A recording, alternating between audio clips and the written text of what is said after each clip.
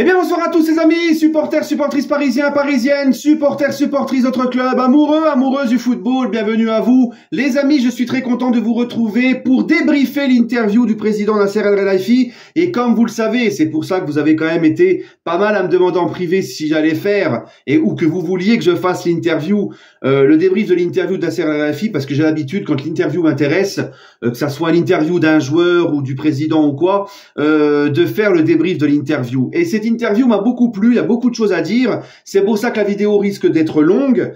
Donc voilà, l'interview de Nasser hier à RMC.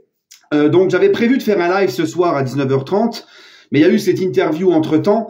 Donc c'est pour ça que je vous ai proposé via un sondage, si vous vouliez qu'on le fasse en live ou en vidéo normale. La majorité a parlé, vous m'avez dit vidéo normale. Mais puisque je vous aime et puisque vous êtes gentils, mais il y en aura aussi pour ceux qui voulaient le live, parce que je vais quand même live demain à 19h30 sur ma chaîne YouTube.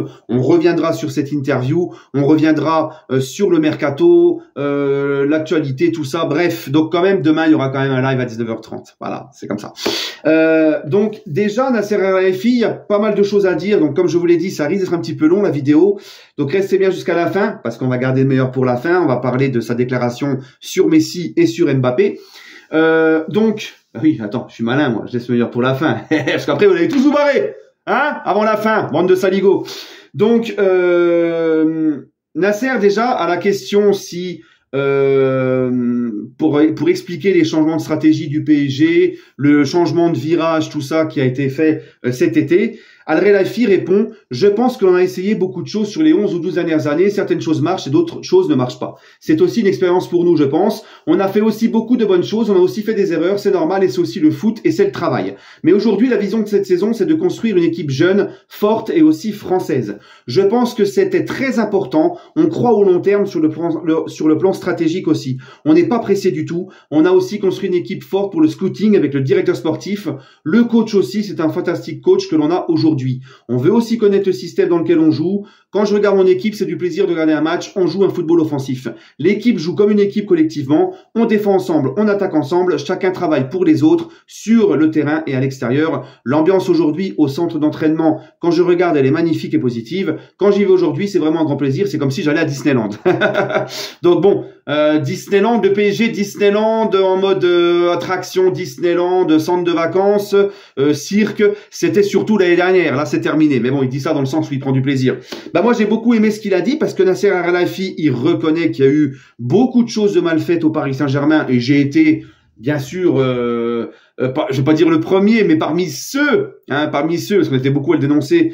Hein, j'ai beaucoup tiré sur le club quand ça faisait quand ils ont mal fait les choses et que ça faisait n'importe quoi.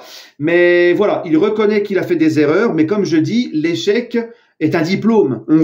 On apprend de nos erreurs. Et là, j'ai l'impression, justement, c'est ça qui est intéressant, c'est que tu as le sentiment que le PSG a joint les actes aux paroles, en fait, à la parole. C'est pas, il dit oui, on a fait des erreurs, ça n'a pas marché, tout ça, et il n'y a rien. Et il continue les mêmes erreurs. Non, là, on voit vraiment cet été, ça serait quand même hypocrite de dire que le PSG n'a pas changé. On voit que le PSG a changé. Déjà, au niveau extra-sportif, il n'y a plus d'histoire avec des joueurs. Les joueurs avancent tous dans le même sens, sont tous sérieux. Les joueurs, en général, depuis le début de la saison, font tous les efforts ensemble. Au niveau du jeu, on prend quand même beaucoup plus de plaisir, même si, comme je l'ai déjà dit, il y a beaucoup de choses encore à améliorer. Il y a une grosse marge de progression, mais on s'embête beaucoup moins et on essaie d'avoir un jeu offensif comme il le dit. On prend beaucoup plus de plaisir. C'est une équipe encore très jeune, c'est sur du long terme, avec un coach qui a l'expérience de faire progresser les jeunes, qui a l'expérience d'avoir gagné la Ligue des Champions, qui l'a déjà remporté, qui sait comment ça fonctionne, les gros clubs à pression, les gros vestiaires, tout ça.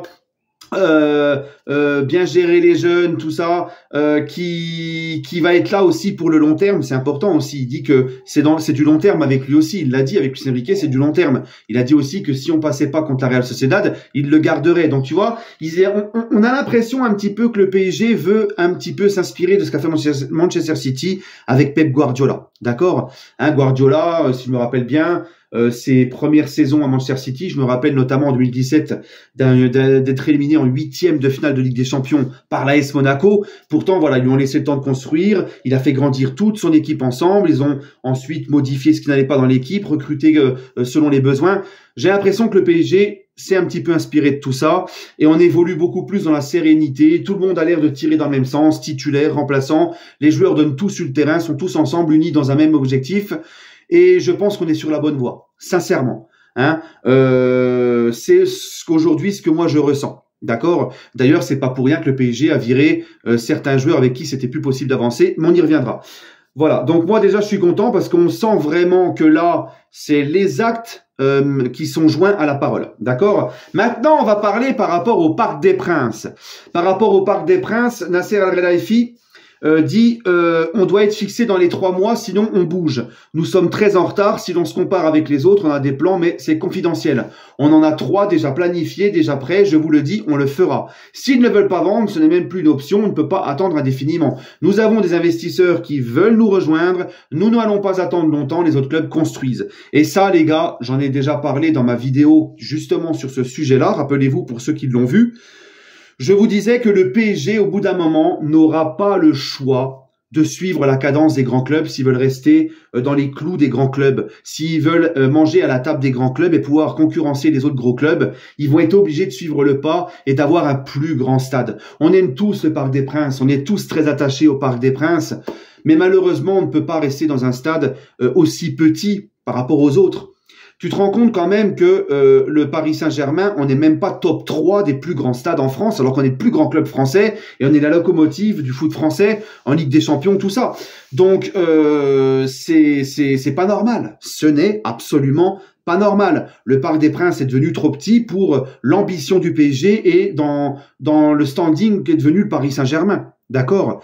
Donc on aime tous le parc, mais s'il n'y a pas moyen de l'agrandir pour faire des travaux, puis la mairie ne veut pas faire de travaux, il laisse tout à la charge du PSG, ça va être compliqué. Et comme il le dit, au bout d'un moment, on n'aura pas le choix. Et comme il le dit, lui, il voudrait rester au Parc des Princes, mais au bout d'un moment, t'as plus le choix. Et sur ça, je le rejoins à 2000%. Et je pense que si ça arrive, ce n'est pas les dirigeants du PSG qu'il faudra pointer du doigt, c'est la mairie. La mairie qui, en plus, comme il le dit un peu plus loin, mais ça ne m'étonne absolument pas vu la haine qu'ils ont en France des Qataris et comme je l'ai toujours dit, hein, le fait que ça soit des anciens bédouins d'une autre culture qui viennent concurrencer les autres, ça dérange beaucoup en France, ils aiment pas ça, hein, ils veulent pas vendre à des Qataris. Ah non, tu comprends, ils veulent pas vendre, c'est malheureux, mais c'est comme ça. Hein, par contre, hein, pour récupérer les gros impôts des Qataris, leur vendre des hôtels, là il y a pas de souci. Mais alors le Parc des Princes, non. Bref, donc si le PSG part du Parc des Princes parce qu'ils n'auront absolument plus le choix, et je suis absolument d'accord avec Nasser, hein, d'ailleurs il y a d'autres grands clubs qui ont fait le pas d'agrandir leur stade ou de partir parce qu'ils pouvaient pas agrandir le stade, ils en ont fait un autre, alors qu'ils étaient dans des stades historiques. Eh ben, si le PSG fait ça, si le PSG doit quitter le parc parce qu'il n'y a aucun moyen de l'agrandir, eh ben il faudra s'en prendre à la mairie. Et la mairie n'aura que ses yeux pour pleurer parce que bonne chance en fait pour tu vas faire quoi du parc en fait? Hein, parce que le parc, ça rapporte beaucoup de pognon aussi à la mairie. Donc, bonne chance pour eux. Donc voilà. Je ne pense pas que Nasser fasse ça pour mettre un coup de pression. Moi, je pense sincèrement qu'au bout d'un moment, ils auront plus le choix. Voilà les gars. Il parle aussi, c'est par rapport à Campos. Donc là, moi, il m'a fait vraiment kiffer, Nasser. Il dit, on n'a pas besoin de stars. Aujourd'hui, la star, c'est le Paris Saint-Germain. Nous, on a besoin de joueurs qui respectent le maillot, qui respectent le club et qui donnent tout pour le logo ou pour le maillot du PSG. Donc, vous l'aurez remarqué, les amis, dans cette interview, je vais pas faire tout l'intégrale de l'interview, ce serait trop long. Je prends les points vraiment qui m'importent. Voilà. Et là, j'ai kiffé. Voilà, là j'ai kiffé, la star c'est le PSG. Point barre à la ligne, le club au-dessus de tout. Alors c'est vrai que ça peut nous faire rire parce qu'on sait tous que la star c'est Kylian, on sait tous qu'on lui a donné quand même pas mal de pouvoir, que l'équipe a été tournée autour de lui comme il l'a dit Nasser. Mais on sent quand même, comme ça a été le cas l'année dernière, quand il dit ça, Nasser, quand il dit aujourd'hui la star c'est le PSG, c'est que personne n'est au-dessus même les stars ne seront pas au-dessus du PSG. Et on l'a vu cet été avec Mbappé, ils n'ont pas hésité à foutre Mbappé au placard, à l'empêcher, à ne pas le faire venir dans la tournée asiatique. Et il en a découlé qu'Mbappé a renoncé quand même à ses primes de fidélité. S'il quitte le Paris Saint-Germain pour aller au Real, il ne les touchera pas. Donc le PSG, grâce à ça, a su quand même a tapé du poing, quoi. Ça, Mbappé a dû laisser tomber tout ça. Donc voilà, s'ils ne se sont pas véritablement couchés vraiment sur Mbappé sur ce sujet-là, devant Mbappé sur ce sujet-là. Il y avait aussi, rappelez-vous, la suspension de Messi quand il a séché l'entraînement. Ils ont tapé du poing sur la table. Ils ont envoyé un message fort de sanctionner Messi pour son retour en retard d'entraînement.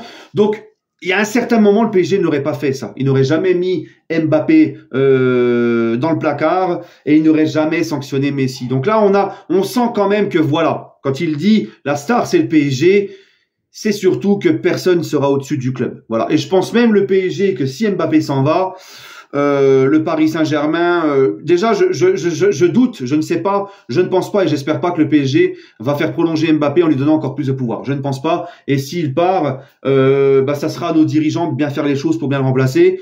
Mais je pense pas que le club va s'en mordre les doigts ou va le regretter ou quoi. Il y aura aussi le club va vouloir avancer sans lui. Et en tout cas, c'est ce qu'il faudra faire. On n'aura pas le choix. Donc sur ça m'a fait plaisir quand il dit qu'il donne tout pour le logo, pour le maillot. Ça me fait plaisir. Voilà, parce qu'on s'est fait tellement pisser dessus par certains que, bref.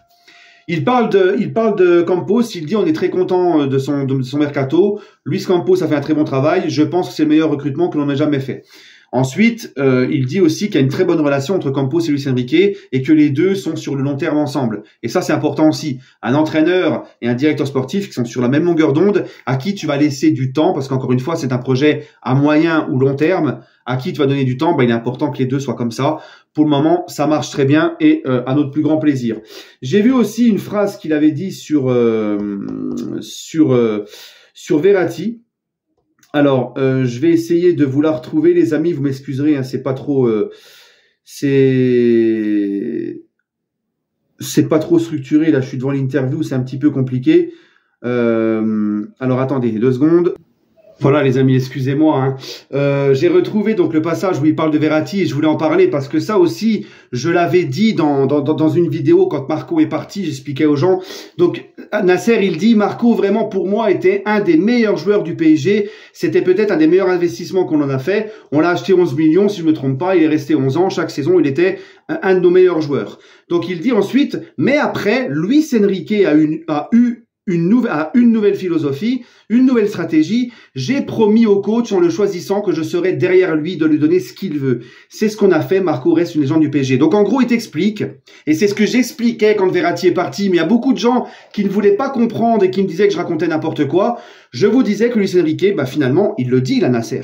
Il dit, c'est clairement, on était derrière le coach et on lui a donné ce qu'il veut. Donc il parle par rapport à Verratti. Et Verratti, il est parti. Donc c'est que Luis Enrique ne comptait pas sur Verratti. Et quand je vous expliquais que Verratti, quand Luis Enrique est arrivé au PSG, il fallait absolument qu'il fasse changer les mentalités. Il voulait des mecs sérieux, disciplinés, irréprochables. Et on le sait tous, et c'est son gros défaut, Marco ne pouvait pas rentrer dans ce projet-là. Parce que Marco aimait trop la fête, Marco aimait trop fumer. On le sait tous, hein, j'invente rien. Donc c'est pour ça aussi, peut-être que Luis Enrique s'est dit, je pourrais pas avancer avec il faut prendre des décisions fortes. Et c'est pour ça que Verratti n'est plus au Paris Saint-Germain. Et ça, quand j'expliquais aux gens, les gens ne voulaient pas comprendre. Voilà, vous avez, c'est pour ça que je voulais retenir ce petit passage parce que pour moi il était quand même assez important, d'accord.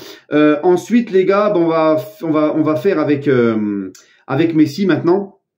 Donc pourquoi les amis j'ai retenu ce petit passage sur Messi? Parce qu'encore une fois Nasser il va dans mon sens. Hein, je l'avais dit aussi par rapport à la Coupe du Monde, mais à Real Life, parce que ça avait fait tout un tollé. T'avais toute la secte des dégénérés là qui vouent un culte à Messi, qui sont presque limite avec un tatouage sur les fesses, un tatouage de la gueule de Messi sur les fesses, hein, qui défendent Messi comme si c'était leur père et qui leur payait leur loyer. Ils étaient tous dans leurs états. C'est inadmissible, le PSG n'a pas respecté Messi parce qu'il n'a pas été célébré sa Coupe du Monde au parc et blabla et blabla. Mais quand on expliquait à ces gens-là que c'était la logique des choses, ils ne voulaient pas comprendre parce que c'est une secte, ils sont omnibulés par Messi, puis s'ils pouvaient être en dessous le shot quand Messi pose sa merde, ils le feraient, tu vois. Donc bref, donc là c'est important quand Nasser dit Pour moi, comme je l'ai dit, si quelqu'un parle sur le fait qu'on n'en a pas assez célébré après qu'il a gagné la Coupe du Monde, on est en France et il a gagné contre Kylian. On est un club français, je ne veux pas non plus que tout le stade soit contre lui. Donc en fait, Nasser n'a pas fait ça par manque de respect de Messi. Il a fait ça pour justement préserver Messi de ne pas se faire respecter. Et c'est ce que j'expliquais. C'est normal que le mec qui gagne la Coupe du Monde face à la France, en finale, face à la France, il ne va pas présenter son trophée dans le stade du Paris Saint-Germain, le stade du club de la capitale française, devant des milliers de Français. Ce n'est pas possible, c'est la logique des choses. Demain, il y aurait eu un joueur si ça aurait été la France si ça avait été la France qui aurait gagné la Coupe du Monde, et qu'un de ces Français joue en Argentine, tu crois qu'à Buenos Aires, il l'aurait fêté dans le stade? Sûrement pas. Non, c'est normal, c'est logique, et Nasser El-Khelaifi a fait ça justement pour préserver Messi de se faire siffler par des Français qui avaient encore pas digéré cette finale de Coupe du Monde. En fait, c'est la logique des choses. Mais les homosexuels ne voulaient pas comprendre. Donc ça m'a fait plaisir. Et il dit aussi, en parlant de Messi, il dit: ce n'est pas un mauvais garçon, mais je n'aime pas ça. Je vais dire, ce n'est pas que pour lui, mais c'est pour tout le monde. On parle quand on est là, pas quand on est parti. Ça, ce n'est pas notre style. Il fait référence à tout ce que Messi a dégueulé sur le PSG quand il est parti à Miami, alors qu'il n'avait jamais rien dit quand il était au Paris Saint-Germain, et puis on le voit dans son attitude. Messi à Miami, il est là, il gonfle les pecs, il fait des fronts à front, là, il veut se battre avec tout le monde. En Ligue 1, il est un petit peu moins le malin, le garçon. Donc voilà. Donc moi, c'est pareil, tu vois, partir comme ça et dégueuler sur le PSG alors que le PSG t'a permis quand même de rester en Europe quand le Barça pouvait plus te payer, t'as permis de rester en Europe, de rester jouer la Ligue des Champions et de bien préparer ta Coupe du Monde. L'ingratitude du garçon, je valide totalement les propos de Nasser. Hein, une fois que t'es parti, c'est dégueulasse de parler, surtout après tout ce que le PSG t'a donné. Bref. Maintenant, on va finir sur le plus important, les amis. On va finir sur ça. Ça fait déjà un petit bout de temps que je vous parle. Sur Kylian. Donc il dit, c'est sûr que je veux Kylian reste, c'est certain. C'est le meilleur joueur au monde. Et le meilleur club pour Kylian, c'est Paris. Il est au centre de tout. Donc moi, personnellement, les amis, je ne peux pas interpréter les propos de Nasser. Il y en a qui m'ont dit, ouais, ça sent le départ de Mbappé. Je ne sais pas, parce qu'en 2021, Nasser, il avait les mêmes propos. Hein, Kylian, c'est la famille. Le meilleur pour lui, c'est le PSG. On veut le garder. Donc moi, franchement, je ne sais pas. Vraiment, je ne sais pas. Moi, je pense sincèrement que Mbappé ne sait toujours pas non plus. C'est mon avis à moi. Tout a été fait pour qu'il prolonge. Comme je vous l'ai dit, les virus sont partis de ce club. Le PSG ressemble beaucoup plus à un club de foot. Il a eu ses potes de l'équipe de France qui sont venus. C'est vraiment maintenant le seul coq dans la basse-cour. Le projet est tourné vraiment que sur lui maintenant. Tout est fait pour moi. Il a eu ce qu'il voulait. Tout est fait pour qu'il prolonge. D'accord? Maintenant, on verra sa décision. Je me suis exprimé hier dans une vidéo spéciale sur ça. C'était avant-hier, pardon. Je me suis exprimé sur une vidéo spéciale sur ça. Allez la voir. Hein, elle est dans mes vidéos, hein, d'accord? Donc voilà. Moi, personnellement, maintenant, comme l'a dit le petit Romain parle du PSG, qui est vraiment une bonne petite personne. Moi, j'aime bien ce petit jeune. Et Romain parle du PSG, il l'a dit sur Twitter. Il a dit, moi, je suis pas là pour pleurer sur le départ d'Mbappé. Je suis plus inquiet à savoir comment on va remplacer un mec qui te plante 40 buts dans la saison. Voilà, c'est vrai, c'est vrai. Maintenant, je pense que le Paris Saint-Germain, comme je vous l'ai dit, si Kylian doit partir, eh ben, il faudra que les dirigeants fassent tout pour bien le remplacer. Tu pourras pas prendre un joueur de son niveau, c'est clair, mais il y a des joueurs offensifs qui sont très intéressants, qui peut apporter un équilibre, une complémentarité. Tu pourras aussi aller recruter des gros milieux. Il y a plein de choses à faire. Encore une fois, je le dis, je le répète, tous les clubs qui ont gagné la Ligue des Champions, ils l'ont fait sans Kylian. Donc voilà, pourquoi nous, on serait obligé de l'avoir absolument. Après, bien évidemment, s'il reste parce qu'il croit à ce projet, eh ben, il faut qu'il s'engage sur le long terme et tant mieux, parce que ça reste quand même un grand joueur. Mais s'il doit partir, il partira. Le club reste, les joueurs partent. Le PSG a vécu avant lui, a vécu avec lui et vivra après lui. Voilà, c'est mon point de vue. Pour plus de détails, allez dans ma vidéo d'avant-hier, j'en parle. Et je finirai aussi par dire que, quand il dit que le PSG c'est le meilleur club pour lui à l'heure actuelle, moi je suis complètement d'accord. Comme je vous l'ai dit, c'est la star du projet, tout tourne autour de lui. Je ne sais pas si ça sera le cas au Real. tout tourne autour de lui, tout a été construit pour lui. Il a ses amis au Paris Saint-Germain. L'amour qu'il a, on l'a encore vu en Coupe de France avec les gamins là ce week-end, les gamins qui sont ébahis devant lui, qui ont les yeux qui brillent, qui communient avec lui, tout ça. Je ne pense pas qu'en Espagne il aura autant d'amour qu'il a en France, un peu partout où il va, d'accord, parce que ça reste le capitaine de l'équipe de France. Les petits gamins français supporters de l'équipe de France, ben ils sont plus attachés à un Kylian qu'un joueur étranger, c'est normal. Donc il n'aura peut-être Mbappé n'aura pas le même amour en Espagne qu'il reçoit en France de la part des petits, de certains dans le stade. Moi c'est mon avis, tu vois. Voilà. Maintenant, il faut aussi savoir que, comme je l'ai toujours dit, et je l'avais dit quand il a prolongé, c'est beaucoup plus honorable pour lui d'essayer de remporter la première Ligue des Champions avec le PSG qu'une énième Ligue des Champions avec le Real. Tu vois, donc voilà, moi je serais lui, il est encore jeune, il a que 25 ans, il peut encore rester quelques années au PSG. Pour moi, actuellement, et comme je vous l'avais dit aussi, au Real, t'as Vinicius qui est à gauche, t'as Bellingham en neuf qui marche sur l'eau, ça parle aussi de Haaland. Donc je sais pas vraiment qu'est-ce qu'il viendrait faire dans ce Real, je ne sais pas. Pour moi, la meilleure solution pour lui, c'est de rester au PSG. Après, on verra. S'il veut partir, il part. Voilà. Allez les amis, écoutez, je vous laisse. J'espère que ce petit débrief, ce gros débrief, parce que ça a duré longtemps, vous a plu. Je vous souhaite à tous une agréable fin de soirée. Et on se retrouvera demain pour le live à 19h30, live sur ma chaîne YouTube. Prenez soin de vous les amis et allez Paris.